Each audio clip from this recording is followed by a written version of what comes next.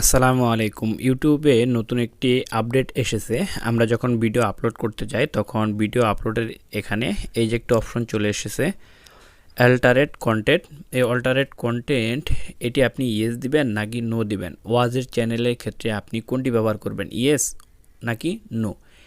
এই অপশনটি দিয়ে, এই নতুন ফিচারটি দিয়ে আসলে কি বুঝিয়েছে সেটা বুঝলেই আপনি বুঝে যাবেন আপনাকে ইয়েস দিতে হবে নাকি নো ব্যবহার করতে হবে।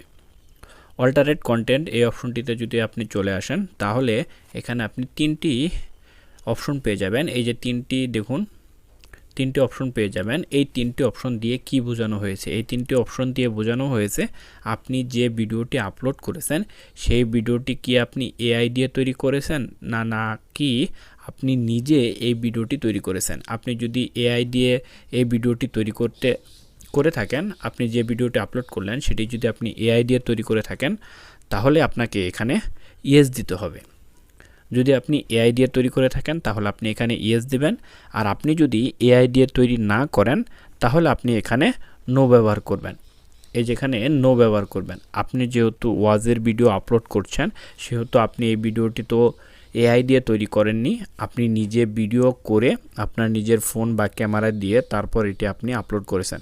সুতরাং আপনি এখানে ওয়াজের যত চ্যানেল রয়েছে সব চ্যানেলগুলোতে আপনি এখানে নো ব্যবহার করবেন। সো আশা করি বুঝতে পেরেছেন। সো এই ছিল আজকের ভিডিওটি কেমন লাগলো অবশ্যই কমেন্ট বক্সে কমেন্ট করে জানিয়ে দিবেন। আর এরকম ভিডিও সবার আগে পেতে অবশ্যই চ্যানেলটি সাবস্ক্রাইব করে পাশে থাকবেন।